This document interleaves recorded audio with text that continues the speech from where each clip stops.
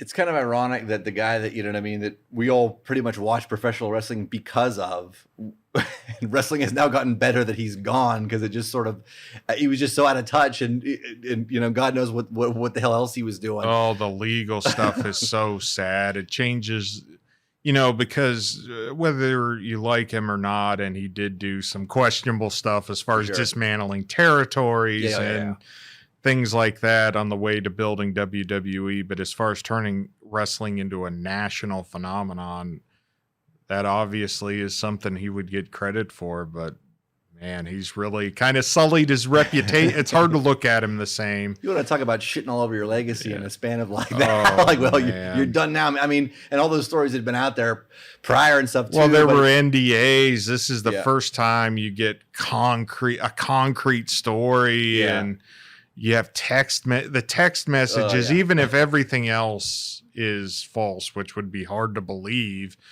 But even if you say, okay, just the text messages are real, the rest is embellished, it's still really bad. No. For a superior to be talking to someone else in the company, especially a young woman like that, it really colors the whole legacy. And, you feel really bad for the women involved because, like you said, with all this NDAs, you can't imagine the other stories that are there's stuff that's been around forever. Like I said, him being kind of a creep has been around for a lot of years. But yeah, like you said, nothing could ever really come of it, or it got paid off, or his lawyers took care of it, or whatever. Where this is just like, well, you're gone. But you know what?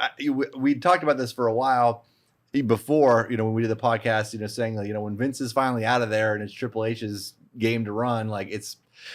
Like it can only go up, it can only get better, and it's exactly what's happened. Vince is out of there now. You know what I mean? Like the storylines have been better. It just seems like the backstage. It seems like everybody that's in WWE is really happy to be in WWE. Like everybody's having a much better time. It translates onto screen. They're getting to do. You know what I mean? They're getting the freedom to go out and do stuff on their own. But yeah, it just seems like a much a far better place to work. I think from a character standpoint too, Paul Levesque is a massive upgrade. You never know. I would be extremely shocked if anything like that ever came out about him, just because he came up during when wrestlers were still kind of wild, and just hearing some of the conversations about him with Kevin Nash, where he would talk about all the stuff him and the rest of the clique got into.